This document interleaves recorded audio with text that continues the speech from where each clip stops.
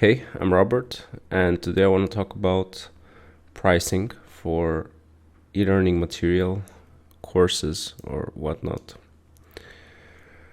Ideally, when you price something, you could most likely build a funnel depending on your experience.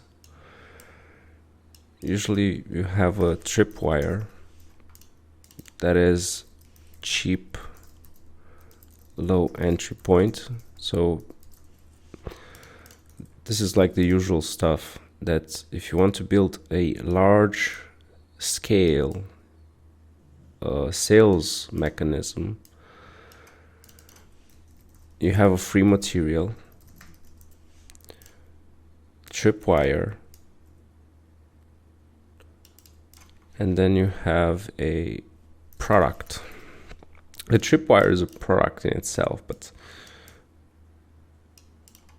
it's a low entry point to the product. Sometimes you might want to skip the tripwire depending on what you're selling and how you want to position yourself with your audience. The free material is key because the free material, the free content gets you an audience, and nobody's gonna spend $1 with you if they don't trust you. It's different when you're selling something online because things that we buy every day, like toilet paper, we just go in the shop and we see the toilet paper and we just buy it. And if we don't like it, we just buy a different brand afterwards. But you're not selling something as simple to understand as toilet paper, most likely. So free material, tripwire, product, and then you want to have upgrades. For example, OTO1. This is a monkey funnel. So with the monkey funnel,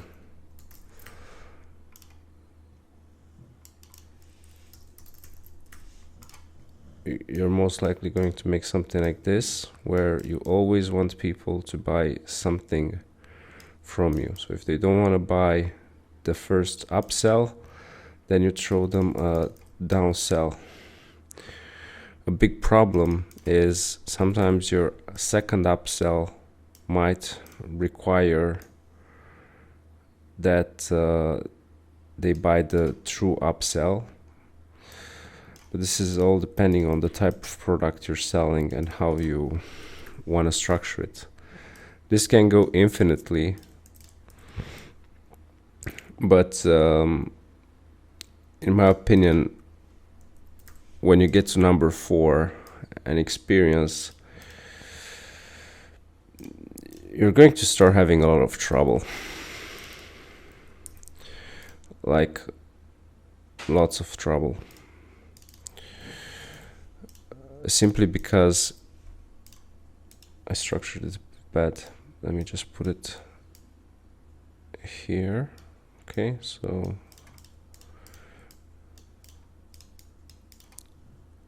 I wouldn't recommend you go to do more than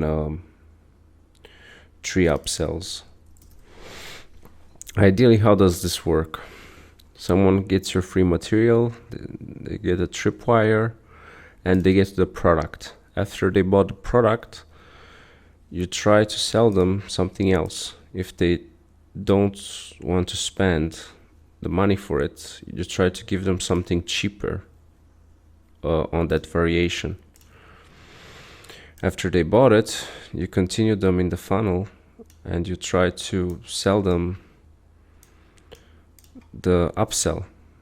If they bought upsell 1 or downsell 1, you take them to upsell 2. If they don't buy it, you take them to the downsell. And from the downsell, again, from downsell 2, you take them to upsell 3. From upsell 2, you take them to upsell 3. It's called a monkey funnel for a reason. You want to maximize your profit from your customers. Now, I'm not a big fan of this, and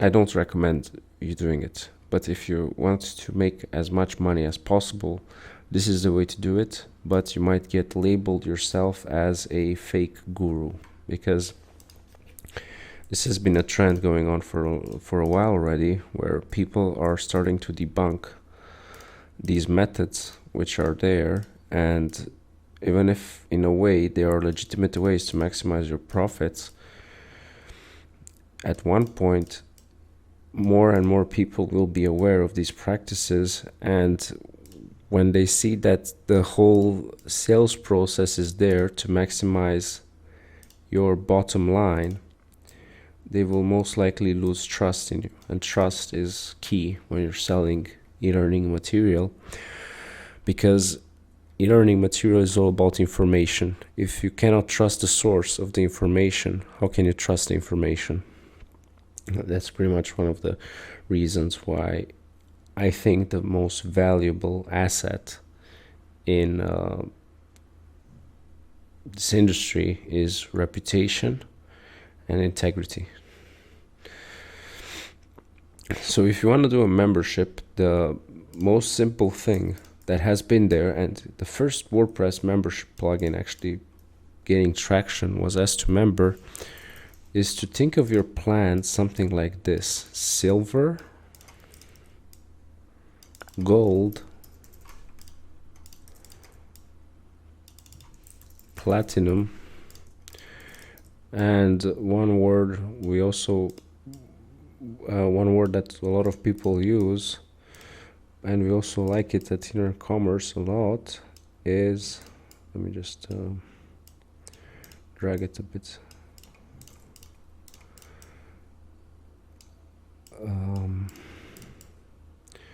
I don't get it.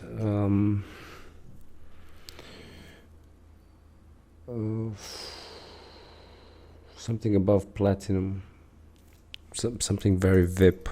It's like the business cards. I'm having a brain freeze on it. In an ideal case,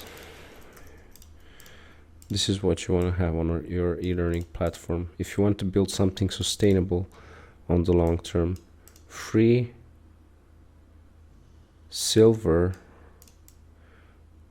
gold,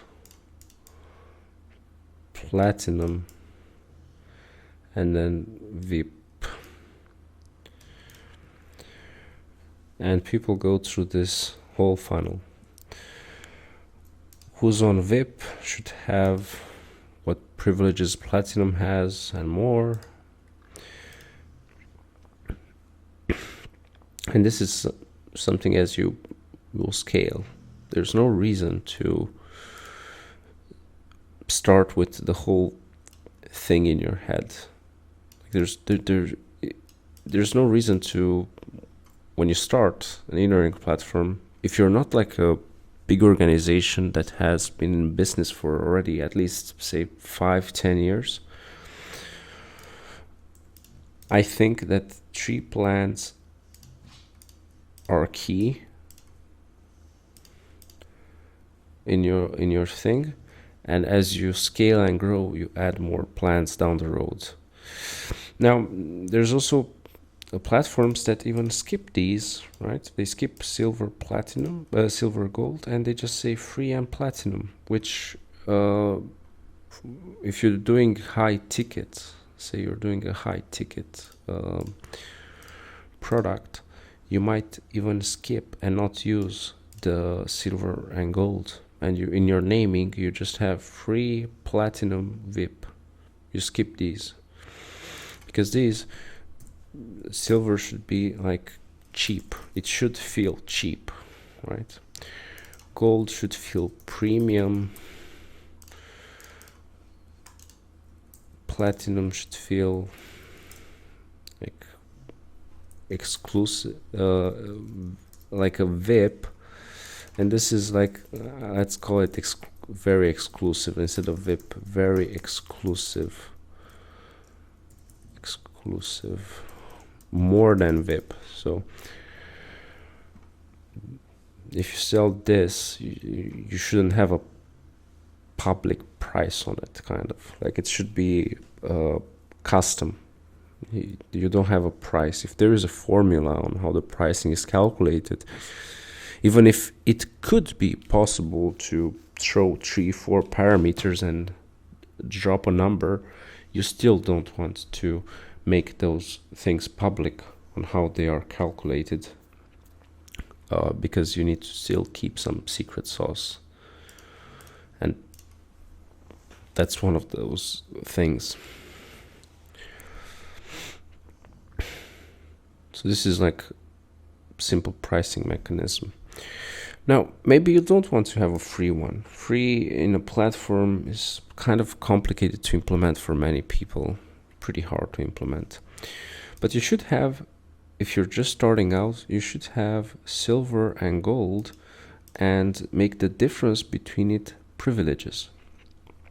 I'll give you a few examples. So with inner commerce, you can just throw, say, 100 courses in there and say, okay, 50 are for silver, 50 are for gold, or 25 are for silver, 25 are free, and gold has 50. This is one example. Another example would be discussions. We've made in our system a way that only certain memberships are allowed to engage in discussions in the courses. So for example, you have the free, the silver, and if people want to engage and express their opinions with other participants in your membership, they need to upgrade to the gold, which works as a filter of people that are there just for information, with people that are there to also engage and also learn more. I don't think it fits only this, like the only value proposition to upgrade in a platform from silver to gold is the right to leave comments. But if you also give extra content, then I think this could be very good, depending on what type of business you're running and depending on how your audience reacts to it. Every audience is different. There are thousands of variations of people, and I see e-learning platforms as ecosystems. This has been one of the things I've been thinking about a lot. Like an e-learning platform, if we take an example of the real world, the best example of how events happen and everything is a forest. A forest is an entire ecosystem that has a lot of small microsystems in them. And then there's the living beings inside those microsystems, which can be, let's say we say that there's the wolves, there's the deers, but there's also it's just an example, but there's also the maggots, there's also the fish in the water, there's also the bacterias, like it's thousands of microorganisms in a wood. And say you have a platform and there's 1,000 people in there. One, if you start to classify them, let's throw in a simple classification, which is the MBTI. Those people that have the same view of the world can be grouped together, or grouped together based on what they don't see, right? Because the whole point of a training platform is to be better or execute better on what you're doing.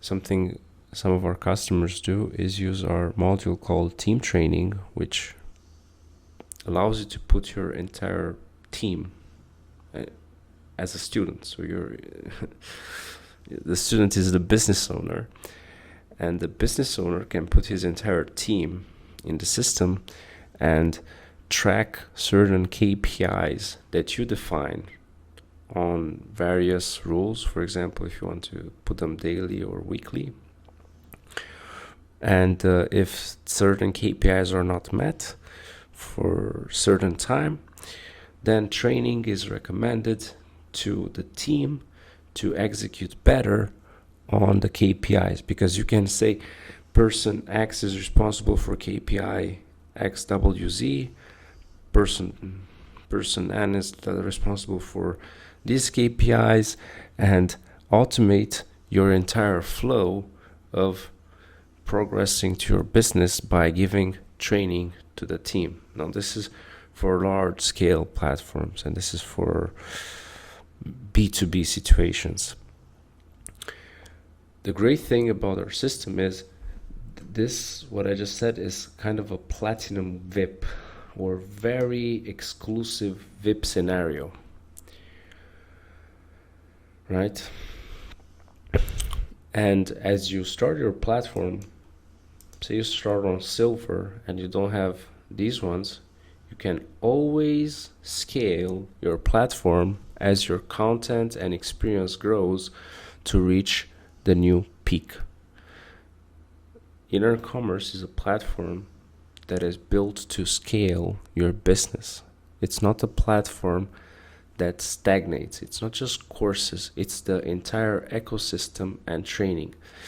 Even if you start training just people, right? Just think for a second. You just train people. Your target is not businesses. At one point, you will have so much material that certain types of businesses would have an interest to purchase that quality material in order to train their employees. And you can sell directly to them, because when you sell to them, you can also give them statistics on their employees of who finished which courses, who performed on which assessments, how good they performed, and it can be a very valuable thing for them to have access to such things.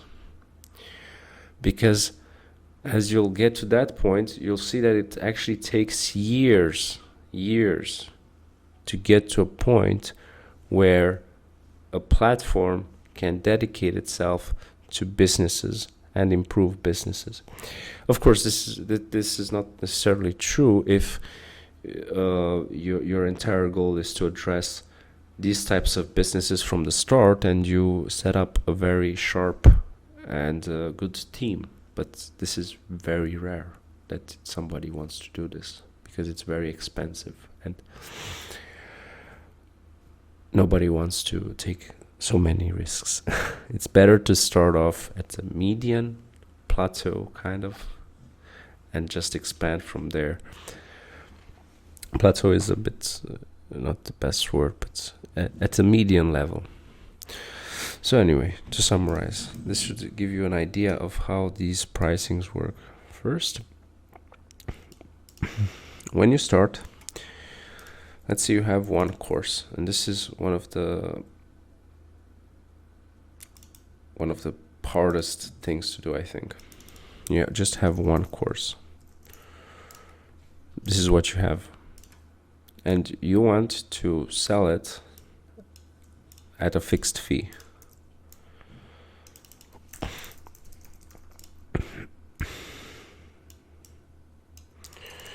And you make it under a membership silver fixed fee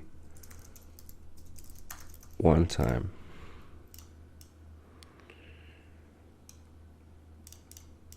So you're just starting out, you just have one course and you want to sell it on a fixed fee membership on silver.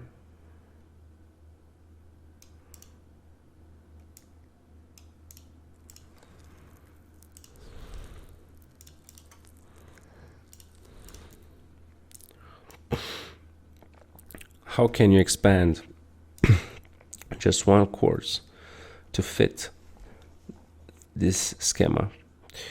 Well, you could restrict certain modules from the course to be on a different membership, but wouldn't your course feel incomplete? It makes more sense if you do that to give a free preview of one lesson or a few lessons instead. And maybe that's the way to do it. Like, just give, instead of showing 2 pricing plans, optimize your conversion rate by increasing the subscription rate, payments rate. Or you can throw in valuable things. For example,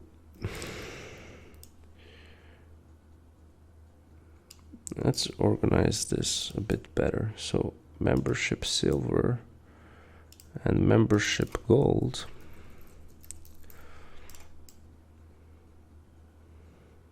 The course is the core value proposition.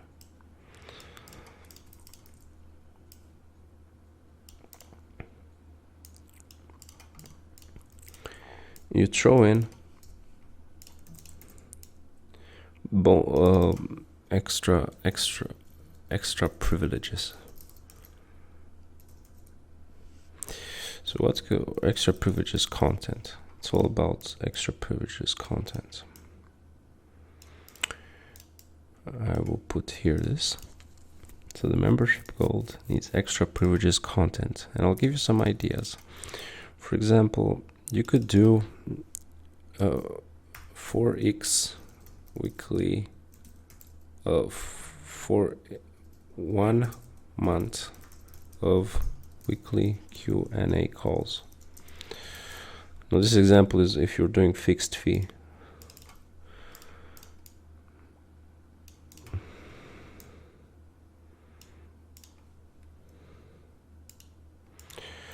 And if you do this, then you get recording of Q&A call 1, 2. Let's pick a different color. Let's go with, because this is like the core, I guess, and this is like this. This is like a mention. Okay, this is another core.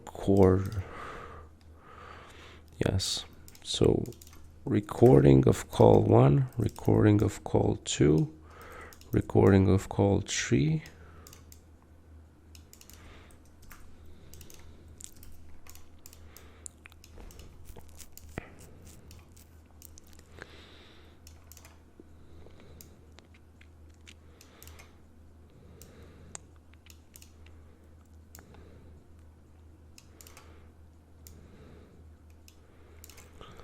Okay, so when you just launch, the big extra value proposition of the gold pricing plan is that people can attend these these calls. It's very good to push sales when something is launched by giving something that will go away, and a price discount is the weakest extra value proposition. Price discounts are good when you're selling toilet paper, when you're selling snacks, when you're selling pizza, or whatever. But even when you do it there, how can you adjust? When someone analytical sees a discount, he thinks, okay, this is a good deal. But what's their margins if they can afford to give such a discount? Like, what's their margins if they can afford to give such a discount? So it's better to give extra privileges when you're just kickstarting something instead of putting a discount. A discount is good, it's great, but extra privileges or content, exclusivity, always beats money, in my opinion. The best example is games. When a game launches, you can buy VIP bundle, blah blah. And it gives you these skins or special rewards that you cannot obtain only during launch. And those things become more valuable as time passes. More and more valuable. So that's why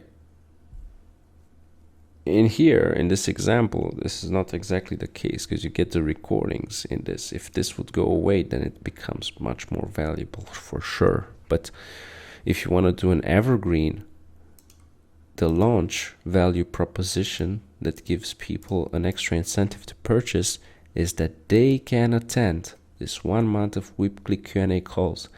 And when you do this, you'll push a lot of attention to the membership gold that you're selling instead of the membership silver, because there is this one limited thing that is available only on launch. Especially if you're not doing these, or if you, but you should, depending on your business, you should. It can push the entire focus of sales to the membership gold, or whatever you want to call it, instead of this, just for one big unique value proposition, which is the right to get in this and put your questions. If you're in this training business, you are a guru in a way, right? You're a business guru, you're a guru in your niche. And it's like a religion to some extent, as your audience, your followers view you as a king, and they want, in a way, to get your attention somehow and make themselves noticed. This just comes out of nature. It's human nature. Everyone wants to be validated and know that they're doing good. And it feels good to know that, someone says, yes, you're doing good. I appreciate what you're doing, especially if those people are viewed by this example in high regards, right? The more you respect someone, the more you appreciate someone, the more you admire someone, the more, the better you feel when they agree with you or say something that is nice to them, right? So it's all about the feeling aspect and how we work as humans. So this is just a quick talk about pricing. I just wanted to vent a bit. Hope you enjoyed. Have a great one.